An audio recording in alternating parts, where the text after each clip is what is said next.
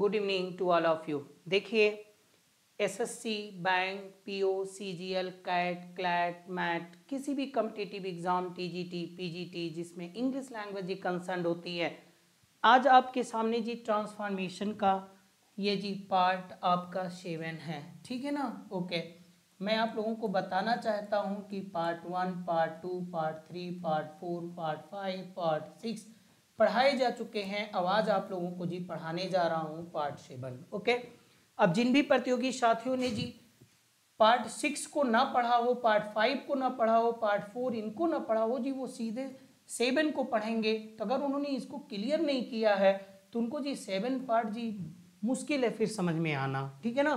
तो बहुत जगह जी उनको फिर कंफ्यूजन हो सकता है, इसलिए आप लोगों को मेरी हम्बल सजेशन है, यदि आप वीडियो नंबर क्लास नंबर 7 को ट्रांसफॉर्मेशन के पढ़ रहे तो इसके पहले जी part 1, part 2, part 3, part 5, part 6 जी आपका क्लियर होना चाहिए। ठीक है ना। ओके, जरा आप लोग समझने की कोशिश करो। देखो यहाँ पे कंपाउंड सेंटेंस आज मैं आपको बताने जा रहा हूँ। इससे पहले जी इंडिपेंडेंट क्लास, डिपेंडेंट क्लास क्या होता है, ठीक है। ओके, ये सब मैंने आपको जी डिपेंडेंट इंडिपेंडेंट क्लास क्या होता है और डिपेंडेंट क्लास क्या होता है, ये सब जी मैं आपको समझा रखा हूँ। ठीक है ना। ओके, समझने की कोशिश करो मेरी बात को। मैंने कहा कि कंपाउंड सेंटेंस ही क्या है, ध्यान दीजिएगा आप लोग। मैंने कहा a compound sentence is a sentence that connects two independent clause, okay, typically with a coordinating conjunction like, and, but, as, well as, etcetera. Okay, मतलब कंपाउंड सेंटेंस में जी कौन होते हैं, यानी कि 2 इंडिपेंडेंट क्लास होते हैं। कितने जी? 2 इंडिपेंडेंट क्लास। अब जो विद्यार्थी इंडिपेंडेंट क्लास को नहीं समझ रहा होगा जी कि इंडिपेंडेंट क्लास क्या होता है, वो इस बात को जी थोड़ा कम समझ पाएगा। ठीक है ना। तो compound sentence is a sentence that connects, जो जोड़ता है 2 इंडिपेंडेंट क्लास। और किस चीज से जोड़ता है जी, इस पे ध्यान दो। Coordinating conjunction. कौन से कंजंक्शन होते हैं जी? Coordinating conjunction. और कौन होते हैं? Like, and, but, as, well as, etcetera. ठीक है ना। तो कंपाउंड सेंटेंस किससे बनता है जी? जिसमें 2 इंडिपेंडेंट क्लास होते हैं। और इंडिपेंडेंट क्लास क्या होता है मैंने इसे आपको जी समझा रखा है। ठीक है। ओके, अब इसी चीज को देखो, और भी डेफिनेशन आपके सामने दे दी गई, बात वही कही जाएगी, केवल अलग तरीके से कही जाएगी। अ compound sentence is a sentence made of 2 और मोर इंडिपेंडेंट क्लास, जिसमें 2 या 2 से अधिक जी इंडिपेंडेंट क्लास होते हैं, और यूजुअली ज्वाइंड बाय अ कोऑर्डिनेटिंग कंजंक्शन। और जो किससे जुड़े होते हैं?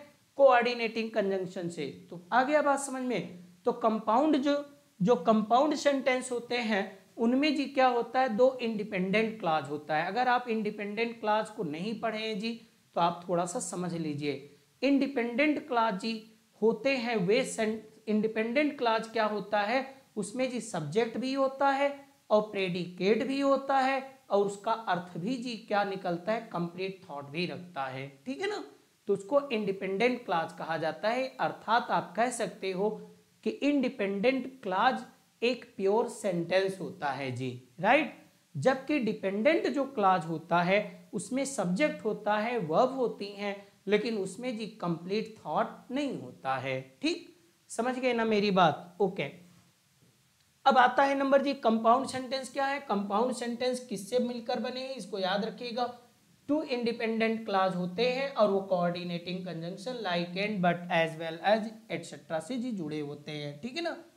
ओके, अब आगे फिर वही बात कह रहा है। तीसरे डेफिनेशन में मैंने इसको समझाने की कोशिश किया जी आपको कि कंपाउंड सेंटेंस क्या होते हैं। कंपाउंड सेंटेंस 2 और मोर इंडिपेंडेंट क्लास। ये बात याद रखिएगा जी, बहुत बार पूछा गया है कि कंपाउंड सेंटेंस किससे बने होते हैं? 2 और मोर इंडिपेंडेंट क्लास, 2 या 2 से अधिक जी इंडिपेंडेंट क्लास होते हैं, और joined together by a coordinating conjunction. और ये किससे जुड़े होते हैं जी? 2 कोऑर्डिनेटिंग कंजंक्शन से जुड़े हुए होते हैं। ठीक है ना। जैसे कि आप यहाँ पे समझने की कोशिश करो मेरी बात को। जैसे मैंने कहा आई कुक्ड डिनर, मैंने रात का भोजन पकाया, और ही वॉश्ड द डिशेस, और उसने डिश को जी धो दिया। ओके, तो आई कुक्ड डिनर ये क्या है जी, इंडिपेंडेंट क्लॉज है। ओके, और फिर कह रहे हैं इंडिपेंडेंट क्लॉज क्या है, ही वॉश द डिशेज, उसने डिश को जी धुल दिया। मैंने खाना बनाया, उसने बर्तनों को जी क्या कर दिया, धुल दिया। अब इसको कंपाउंड सेंटेंस में कैसे बना रहे हो जी, I cooked dinner and he wash the dishes, तो ये जी क्या हुआ, ये भी इंडिपेंडेंट क्लॉज है, ये भी इंडिपेंडेंट क्लॉज है, और ये किससे जुड़ा है जी, कोऑर्डिनेटिंग कंजंक्शन से। देख रहे हो ना कंपाउंड सेंटेंस को आप, तो इंडिपेंडेंट क्लॉज है क्यों, देखिए जी, ये देखो जी सब्जेक्ट भी होता है इंडिपेंडेंट क्लॉज में, और ये कुक्ड डिनर क्या है जी, ये क्या है, ये प्रेडिकेट है, सब्जेक्ट भी होता है और प्रेडिकेट सेंटेंस का वो भाग होता है जो सब्जेक्ट के बारे में जी बताता है, ठीक है ना। ओके, और इसका अर्थ भी जी कंप्लीट है, ये भी इंडिपेंडेंट क्लॉज, ये भी इंडिपेंडेंट क्लॉज, और देखिए कोऑर्डिनेटिंग कंजंक्शन से जुड़ गया, तो कंपाउंड सेंटेंस हुआ कि नहीं हुआ। ओके, अब ध्यान दीजिएगा, बहुत अच्छे से जी समझाने की कोशिश की गई है, केवल आप थोड़ा सा पेशेंस रख के जी समझने की कोशिश करो। फिर मैंने कहा साहिल हैज अ कार, साहिल के पास एक कार है, ये जी इंडिपेंडेंट क्लॉज है। अगर आप नहीं समझ पा रहे हो कि इंडिपेंडेंट क्लॉज क्या होता है, तो इसके पहले पार्ट 6 में जी बहुत अच्छे से इंडिपेंडेंट क्लॉज डिपेंडेंट क्लॉज को जी समझाया गया है, क्योंकि मैं उसकी व्याख्या यहाँ ज्यादा नहीं कर सकता, है ना। इंडिपेंडेंट क्लॉज, और Manish has no car, Sahil के पास एक कार है, मनीष के पास कोई कार नहीं है, ये इंडिपेंडेंट क्लॉज है, ठीक। अब आपको कंपाउंड बनाना है, दोनों को जोड़ देना है। अब यहाँ पे देखिए जी कोऑर्डिनेटिंग कंजंक्शन से जुड़ जा रहा है, और साहिल हैज अ कार, यह एक इंडिपेंडेंट क्लॉज है, और but Manish has no car, Sahil के पास एक कार है लेकिन मनीष के पास कोई कार नहीं है। तो अब देखिए जी ये इंडिपेंडेंट क्लॉज, ये इंडिपेंडेंट क्लॉज, और किससे जुड़ गया जी, कोऑर्डिनेटिंग कंजंक्शन से। तो कुल मिला के आप इस बात को समझ गए, ध्यान दो, आप अपने लिए ऐसे भी एक तैयार कर लो जी, कंपाउंड सेंटेंस क्या होते हैं, ऐसे भी आप अपने लिए समझ लो जी। कंपाउंड सेंटेंस में क्या होते हैं जी, क्या होते हैं, दो इंडिपेंडेंट क्लॉज होंगे, और वो किससे जुड़े होते हैं, कोऑर्डिनेटिंग कंजंक्शन से जुड़े होते हैं। ध्यान दे रहे होंगे, समझ गए होंगे अब आप। अब क्या कह रहा है कि सिंपल सेंटेंस को कंपाउंड सेंटेंस में बदलना, ठीक है। ओके, सिंपल सेंटेंस को कंपाउंड सेंटेंस में बदलना। अब कंपाउंड सेंटेंस का स्ट्रक्चर आप जान चुके हो, अब सिंपल सेंटेंस का आप नहीं जानते हो जी, राइट। तो देखिए कंपाउंड सेंटेंस बनाने के लिए कोऑर्डिनेटिंग कंजंक्शन का प्रयोग किया जाता है, कोऑर्डिनेटिंग कंजंक्शन का जी प्रयोग किया जाता है। अब कोऑर्डिनेटिंग कंजंक्शन कौन है, इनको पहले आप जान लो, है ना, क्योंकि कोऑर्डिनेटिंग कंजंक्शन से ही जी कंपाउंड सेंटेंस ही जुड़े होते हैं, ठीक है। ओके, तो कोऑर्डिनेटिंग कंजंक्शन कौन है, कोऑर्डिनेटिंग कंजंक्शन जी आपका कौन है, एंड है, एज वेल एज है, नॉट ओनली बट ऑल्सो है, आर है, आइदर आर है, नाइदर नार है, अदरवाइज है, एट है, बट है, स्टिल है, शो, देयरफॉर। इनको याद रखिएगा जी। ये क्या है, एडवर्सेटिव कंजंक्शन, विरोध व्यक्त करने वाले हैं, और ये क्या है जी, अल्टरनेटिव कंजंक्शन है, विकल्प को बतलाने वाले जी हैं। ओके, और and as well as only but also, ये जी कम्युलेटिव कंजंक्शन यानी जोड़ बताने वाले हैं, ठीक है ना। ओके, और ये जी परिणाम बताने वाले हैं, सो देयरफॉर। अब आप आगे एग्जाम्पल को जी समझने की कोशिश करो। सिंपल को जी क्या कर रहे हैं, हम लोग जोड़ दे रहे हैं, कोऑर्डिनेटिंग कंजंक्शन से वो कंपाउंड बन जा रहा है। देखिए कह रहे हैं besides being honest he is laborious, कहते परिश्रमी होने के अलावा वह, ईमानदार होने के अलावा वह परिश्रमी है। तो कंपाउंड में क्या कर दे रहे हैं जी, he is not only honest, और नॉट ओनली बट आल्सो से जोड़ दिया गया, नहीं बट आल्सो ऑनेस्ट, वो केवल ईमानदार नहीं है अपितु वो केवल ईमानदार ही नहीं है अपितु वो क्या है जी, मेहनती भी है, ठीक है। ओके, फिर सिंपल में कह रहे हैं we shall miss the train without making haste, यानी बिना जल्दी किए हुए हम लोग हम लोगों की ट्रेन जी छूट जाएगी। We shall miss the train, हम लोगों की ट्रेन छूट जाएगी, विदाउट मेकिंग हैस्ट, बिना जल्दी किए हुए। अब आपको जब कंपाउंड सेंटेंस बनाना है तो डेफिनेटली आपको जी का आपको कोऑर्डिनेटिंग कंजंक्शन का प्रयोग करना होगा। ध्यान दीजिएगा। और इसमें किसका प्रयोग किया जा रहा है, ये देखो जी, कंजंक्शन का प्रयोग, कोऑर्डिनेटिंग कंजंक्शन। कोऑर्डिनेटिंग कंजंक्शन को जो देखे रहो जी, कौन कौन है ये, and as well as, not only but also, ये कम्युलेटिव है ये जी जोड़ बताने वाले हैं ना। ओके, ये जी जोड़ बताने वाले हैं।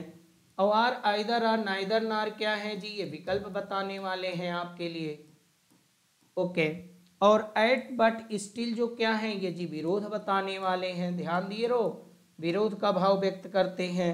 और सो, दियर, फोर, ये क्या बताते हैं जी, ये परिणाम बताने वाले हैं। ओके,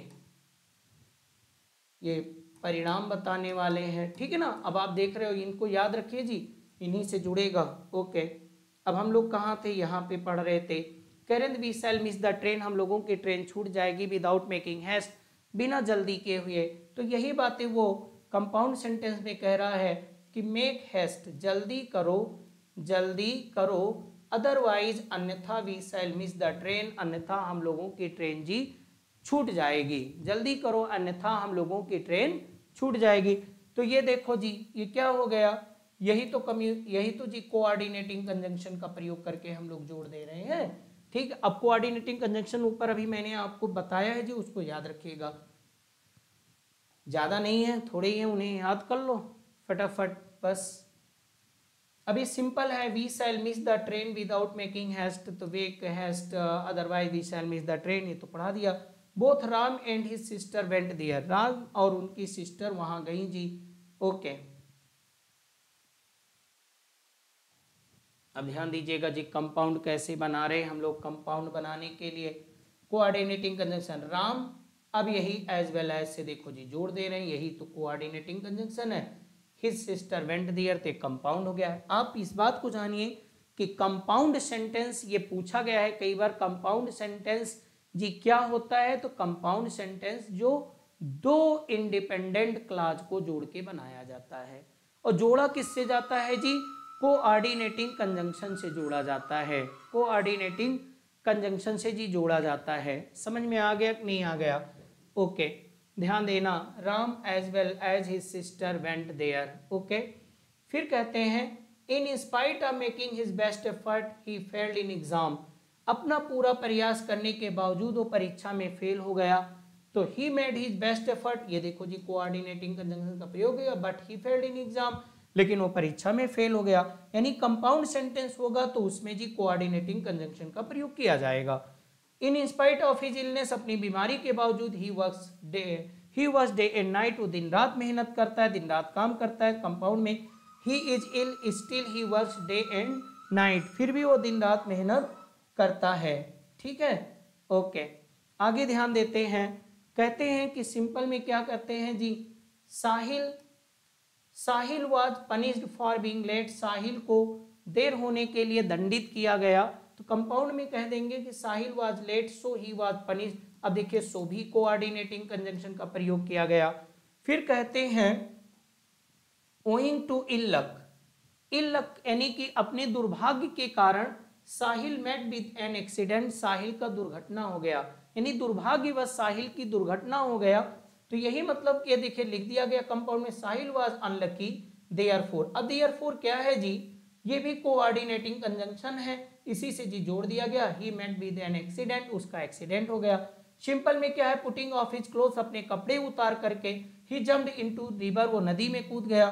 तो कंपाउंड में क्या हो गया, ही पुट ऑफ हिज क्लोथ। अब ये देखिए एंड, ये भी तो जी कोऑर्डिनेटिंग कंजंक्शन का प्रयोग है। ठीक है ना, इसी तरह से आप लोग इसको जी पढ़ सकते हैं। ठीक है ना। और कंपाउंड सेंटेंस को सिंपल सेंटेंस में बदलने के लिए जी मैं आपको अब अगली वीडियो में पढ़ाऊंगा, क्योंकि मैं चाहता हूं कि क्लास लंबी नहीं होनी चाहिए। ठीक है, ओके, इसी के साथ जी आज यहीं पे क्लास हमारी समाप्त होती है। अगली क्लास में मेरी आपसे मुलाकात फिर होगी। तब तक के लिए आप सभी को नमस्कार।